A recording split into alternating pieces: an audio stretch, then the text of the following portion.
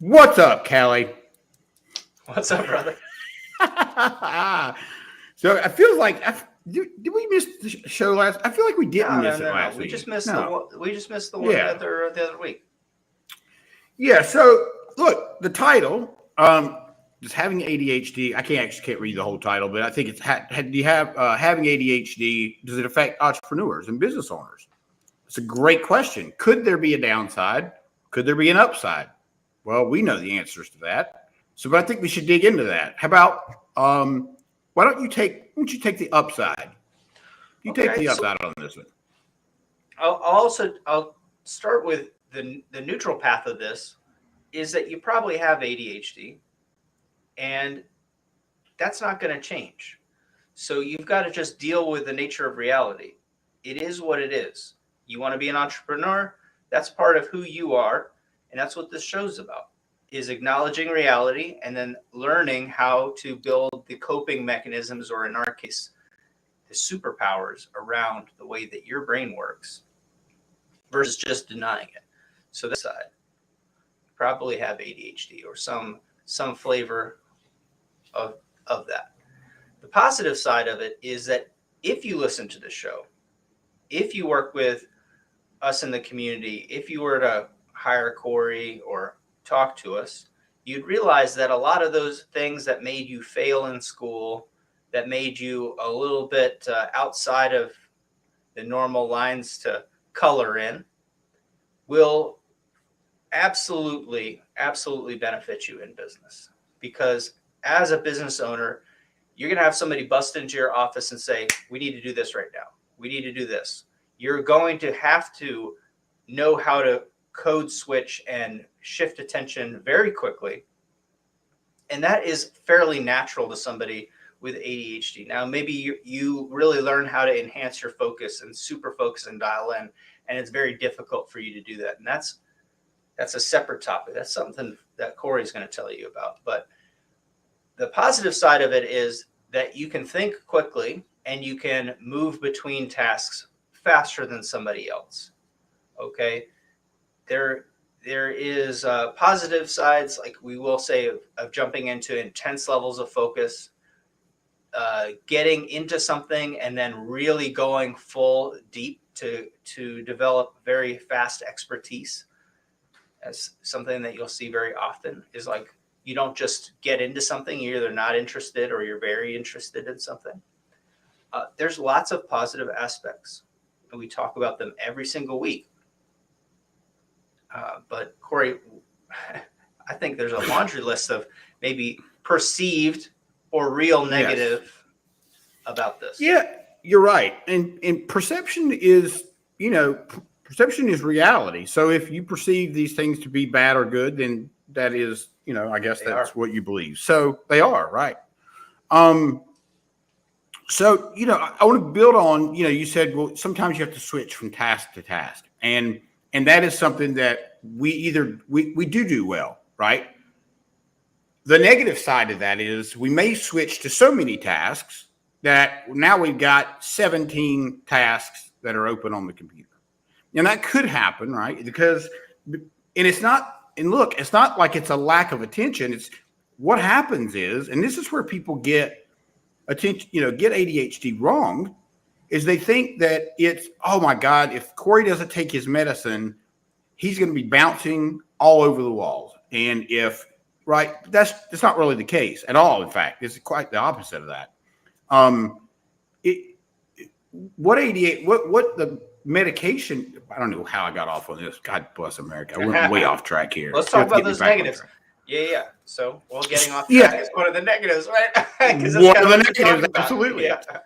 But you can drill these negatives down. Like, for example, me being scattered with certain things. And Callie's helped me with this, is the note, right? Using the Post-it note, right? I'm not 100% at it, but I've probably done it consistently on probably 3 tasks a day for the last week, which is massive for me because I'm not organized, right? I have organization in my head. So I think it's organized up here. That doesn't mean it's going to come out right, but it's organized up here.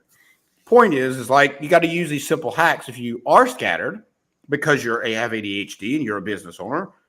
You got to use these small things to kind of get yourself back on track, right? And then the other thing that I think that could be a negative as well is, the hyper focus is great if you're focused on the right thing, because you can get hyper focused on a fucking Joe Rogan show, and guess what, Jack? That ain't helping your business.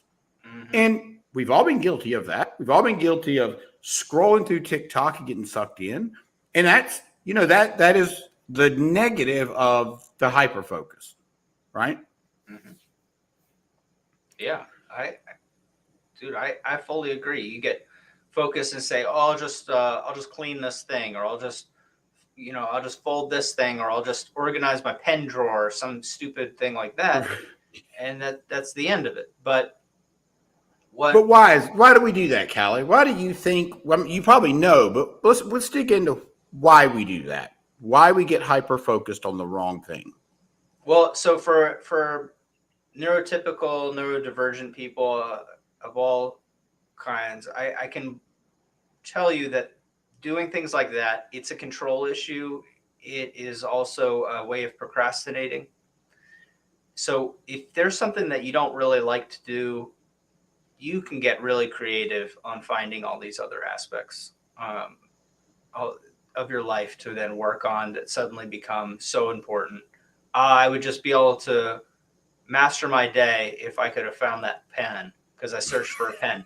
Now, I'll tell you that there is some level of intelligence there. Yes, if you can improve your workspace, you can be more organized. That's true. Something that's that important that you think is that impactful, put it on the schedule. Give yourself a time limit. Say, I'm going to spend 30 minutes because neurologically my brain can only be active and have real focus for 30, 40 minutes. So I'm going to put it on the clock. I'm going to do it. And I'm going to do it with a specific goal in mind, is so that portion of my workspace is more functional for me. So what I'm doing right now, and Corey, you saw me post about this, is with some friends, including one of your old coaches. We're doing, for a full year, we're doing the power list. So for people that are listening that don't know what the power list is, it's Andy's thing, Andy Frisella's thing. You can buy a little book for it. I've built a whole program that will track my stuff. So you'll see it later, Corey. You'll see how it works. It's crazy. But I journal it, right? And we have to share what our tasks are and that we've completed them every day. We are going to hold everyone accountable. Okay. But how many people? I think there's 12 or 13 of us. Okay. Yeah. Cool. Not a crazy amount, but you had to cough up $1,000. So that really narrows the field of how many people say they're going to do something. So how many people, Jeff posted about it. I said, hey man, I'm in. He said, send your $1,000 to Mike. And it's like, you have to have $1,000 and you have to be willing to put $1,000 on the line. Now, I don't care if I win everybody's money or not. In a perfect world, everybody just gets their money back. And I think that Mike and Jeff would agree with that sentiment. But the point of this is, if things are important for you, if they're going to move your life forward in whatever axis that is, health, wealth, connection, it's your job, it's your life, it's your marriage, whatever. If it truly is important, it's worth writing it down that you're going to accomplish it and making a contract with yourself that I will get this done today. And Corey, this does something really interesting for you, because I think we've all made to-do lists in the past, is if you have ADHD, if you're a regular person, if you're not an entrepreneur, you're as plain Jane as there is, this is an issue. But if you have ADHD, this is a mega issue. You have no ability, unless you've trained this muscle, and you have no ability to predict how much you can get done in a day. You're horrible at it. You write a to-do list. I'm going to do these things today. No, you're not. You can't even do a third of those things in a day. They're not specific, so you feel disappointed in yourself. You feel like, oh, I didn't work hard enough, or I got distracted because you wrote down clean my garage as one of your 5 things. Well, that would take knowing knowing Yeah. you're going to fail, right? Yeah. You know you're going to fail at that task because there's no end, there's no specific. There's nothing specific. And so if you want to really be successful in life, if you want to do amazing projects, if you want people to rely on you, you've got to be reliable, right? And one of those things is just holding yourself accountable to the contracts and non-negotiables that you make for yourself. So if you put down, I am going to sort out my toolbox on there that's in the garage, that is very achievable and probably a 30-minute task. So you make that a non-negotiable, because if you're an entrepreneur, if you schedule out 3 hours of your day, let's be honest, those other 4 or 5 hours, Wasted. 6, 7 hours, they're going to be popping in, people messaging you, fires to put out, compliance paperwork, emails. They're going to get eaten up either way. It's just, I don't want you to spend your whole life and your whole day chasing your tail like that. What we want to do is we want to find space for excellence. And by being able to predict the future of what you can actually accomplish in the day and then accomplish it, you can build confidence over time.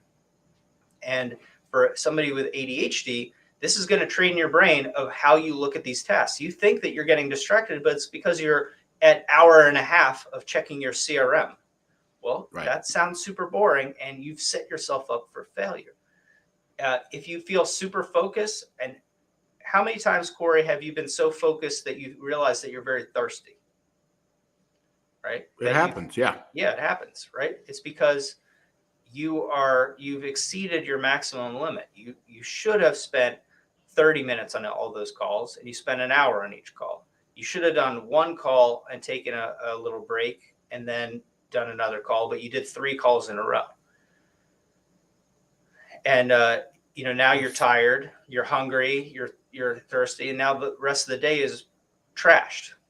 Or you feel accomplished. Yeah, and you're like, you get it it done.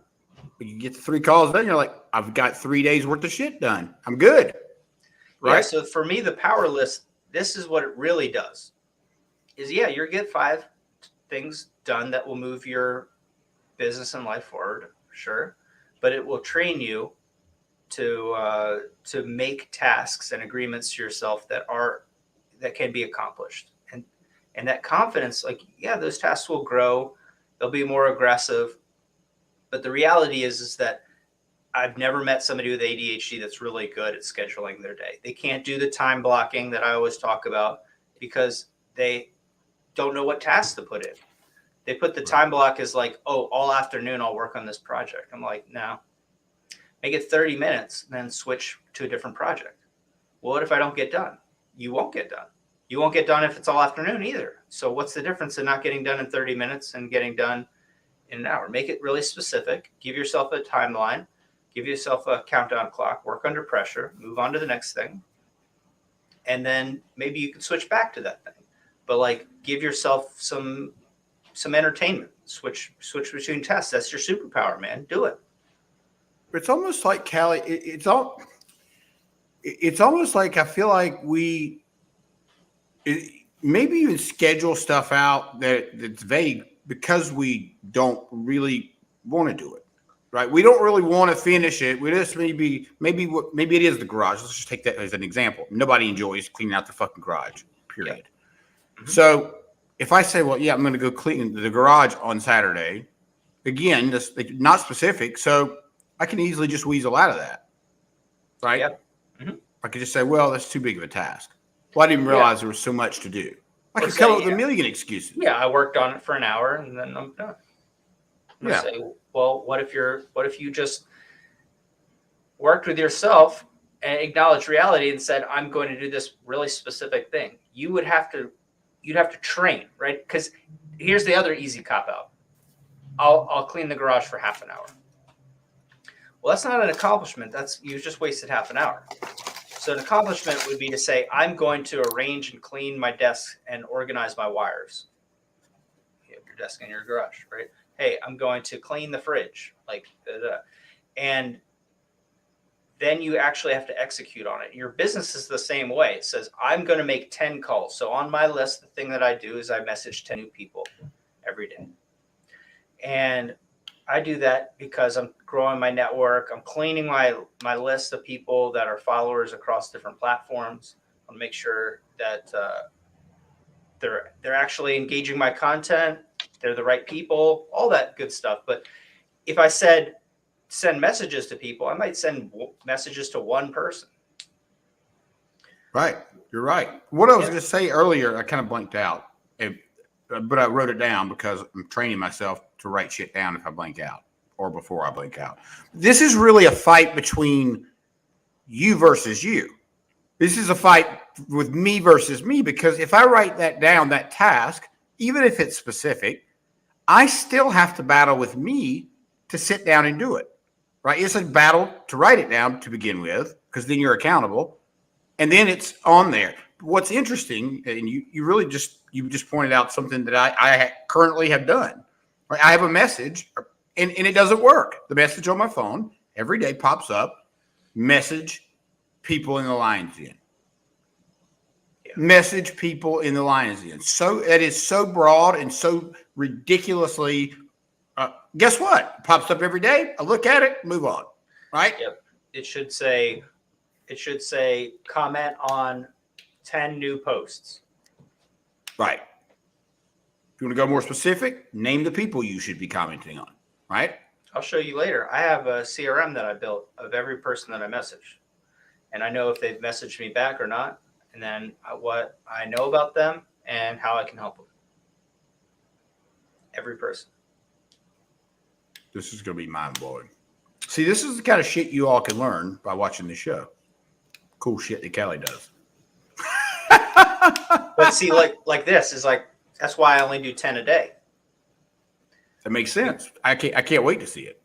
It's super simple. When you see it, it's the date, what the notes is, how I know them, if they've messaged me back, and then after 30 days, I can scroll up, see everybody that hasn't messaged me back. I can unfriend them. Talk about Facebook specifically for this thing. And that way I don't have any straggler followers or people that don't care about me. I know that they're ghosts, and I want every person on my friends list to be somebody that I can help or actually support. And for me, putting systems in place of behavior puts those actions to purpose. It puts parameters on them, so I know how to execute. And I know that I could message 100 people in a day. I could pay a VA to message 1,000 people in a day. But I can tell you that the impact of me actually having messaged 10 people, get into 2-3 conversations with them, is more than those 1,000 people automated that every joker, you're trying that on LinkedIn, you're trying that on everywhere. It is what it is. We all kind of know that we've tried a flavor of that. It just doesn't work. So yeah, for me, that's the next step. That's not what we're really talking about today, but for me, that specific action just started. Let's build a habit. So let's do it for 20, 30 days in a row of messaging 10 new people. And right now, all those people are on my friends list. Right. Because you friend people and you don't even talk to them, right? It's like, why are you even doing that? Right. Yeah. Dude, Callie, I am not even joking. I think I started out earlier this week with, let's just call it, let's just say 2 months ago, I was maxed out with my friend list, right? Mm-hmm. Yeah. And so you and I had a conversation, which is pretty embarrassing, actually, that I had to have this conversation with you at this stage in my life. But the conversation was, I needed to go through and look to see how many people are on that list that I don't talk to, how many people on that list that I don't even fucking know, how many people on that list I just accepted their friend request for no reason. I have literally dropped my list down to, I think, 11 or 1,200 people. Yep. And I bet you I can drop it in half of that. Now you start messaging those people, your engagement is going to go through the roof. You're going to find the person that can change your life and change your business. They're in there already. You already know. This is, dude, because this is something that I feel like I preach on, but I teach on, right? Every single week. The relationships are the thing that will change your life and change your business. Not hacks. They are the relationships that, to execute on them, what we're talking about right now, we've kind of gotten on this tangent, is using your superpower to focus on a system and process of doing an action and staying kind of in that groove, right? But you already know the person that can change your life. This is the thing. Almost everybody already knows that person. They've already met them, but they got distracted by a shiny ball. They wasted a bunch of time on something that wasn't ever going to work for them, or they've told themselves a story that they were not worth it because they are afraid. They're afraid, or they don't have the confidence because they're not executing on the contracts with themselves, with the non-negotiables in their life. So when you see ADHD and you see people that are super high functioning and they're doing lots of different stuff in different industries, and you think, wow, that's crazy. I wish I could just jump from thing to thing to thing like that. Understand that with complexity, those coping mechanisms, those superpowers, they are very systematized. Nobody's scattered and successful across a bunch of domains, right? Nope. No. What they've done is they've turned that scattered into 10 laser beams. Okay. You've got like 10 hot breath coughs, right? And that's about as effective as it is. So just start with pecking away at the things that you know that you have to do. That might be doing something for your health every day, doing something for your personal relationship, doing something for your peer relationship or business relationships, doing something that actually makes you money. Because I give people this challenge when we were doing those very successful clubhouse rooms, giving people the challenge of do one thing every day to learn and one thing every day to earn. And it just blows people's mind. How do I do something every day that's going to make me money? Write it down. What are you going to do? How are you going to make money? If you can write those things down, dude, I think that this takes all those positives and negatives that we started the show with, it brings them up to the surface where you have to deal with them. And then it's going to suck, but then that's how you turn your negatives into superpowers, because other people, they can't turn scattered focus into those 10 laser beams. They can only do a 9-to-5 job. They can only sit there at their computer and do something very simple. They can't do it. They're not built like that. You're built like that. You're built with a potential that you're not realizing because of the way that you're operating and moving through the world. And I think that's really an important part. I think people really need to pay attention to what you just said, because, when we think about ADHD being a problem or a diagnosis or issues in our life, we need to really think about the fact that we have something that most of the world, 96%, I think, of the rest of the world, doesn't have the ability to do the things we do. They don't have the ability, when I go into a business, to see the steps ahead that owner can't necessarily see for various reasons, but typically it's because I'm ADHD, maybe they're not. And so it's fascinating, because it's also, there's also a negative side to that, because when we see those steps ahead, lots of times for me, those steps ahead, and I've learned how to bring it back in, but those steps ahead, I'll step ahead in my own head, and then I'll say, Callie, let's go ahead and you're like, and Callie's like, dude, look, you got to give me the rest of the steps. Like, what are you talking about? We were like back here, and now you're up here. You got to fill me in on up in here. And I'm like, oh yeah. So I did all that in my head. And it happens to me a lot, with my wife, especially. I'll think I've told her something or whatever. And in my head, it happened. It just didn't happen in life, in reality. But then as you communicate through those jumps, like, communication breeds clarity.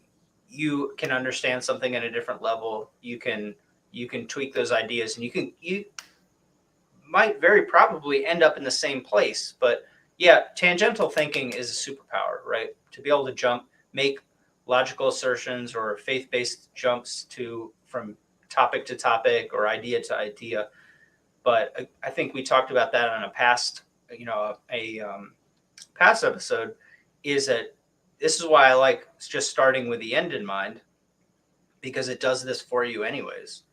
And then you can use your superpower to make logical jumps and kind of document those and get to where you are now.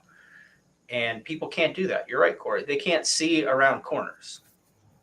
Yeah, they can't. And it's crazy. Like, it's really weird. And it's taken me a lot, like, really up until, I don't know, 6 or 8 months ago, I really didn't know why that was. But it was really important for me to understand why my brain works that way and why sometimes I'm having conversations that I'm like, I know we talked about this, but the reality is we didn't because of the steps ahead. But awareness is key. And also letting the person you're talking to, whether it's somebody in business, because everybody that I work with, I always tell them, look, here's some things about me. We may be having a conversation and I may blank out. It's not that I forgot what we were going to say. It's not that I'm going to lose what I was going to say. I just forget in that time because I have ADHD, and sometimes that just happens. If it happens, I'm going to ask you to get me back on track, and then we're going to keep rolling. Or if you're not paying attention, we won't get back on track because I won't remember. So, but I'm really clear about that. And I say it, obviously in a way that is, I'm trying to help you so this relationship goes really well. And that's important. That communication between people and letting people know how you communicate and letting people know how you're going to communicate with them is important, right? It goes back to you, and you're going to love this example. It's like messaging, right? I will message Callie from 7 different places. He's like, damn, dude, like just narrow it to one, right? And so, fuck, I don't know where I was going with that, but Well, it's your focus, man. You're all over the place. You're trying to build a relationship with somebody and you're talking to them about a million things. How are they going to remember how you can benefit their life? How can they remember to get a hold of you? Yeah, I was looking for something that we worked on together, and I was like, "What platform was it? Slack? Was it text? Was it email?" I was like, "Ah, man." Then I sent you this app because I looked in that moment. I was like, "This is what I need," because, dude, I'm on every single platform that there is, right? And because I do client work, so some people use WhatsApp, some people use Discord, some people use Slack. Very challenging. Very have challenging. you? It's not ready though, right? It's in progress, right? Yeah, it's in progress. It's going to be cool though. If it works, it's going to be cool. Mm-hmm. Mm-hmm. I'm very excited. I'm looking for something right now, but yeah, that's kind of what I'm saying about focus is like if you can do this power list or you can pick up some other strategy like this, it can take your scattered focus, put it into one place, and then you can commit and execute every day. That becomes a habit. That becomes a structure and process for how you move through the world. And it's not defeating how your brain works. It is giving it a power and a channel to be effective. I think that allows you to use all the positive aspects and minimize the negative aspects of. I agree. I totally agree, Callie. 100%. And guess jump. what? I got to Yeah, jump. me too. But me too, look, brother. everybody, I'll wrap this thought up because we talked about positives, we talked about negatives, we talked about ways of kind of combining those into action, so you have some takeaways. And I want to end my thoughts with how I started, is that almost everything, at least in my life from my perspective, I look at things through neutral thinking. Some people call this gray thinking, but in life there's black and white, and people have like multiple shades of gray in between of how you look at something. But in reality, it's all just a spectrum like this, and there is no absolutes.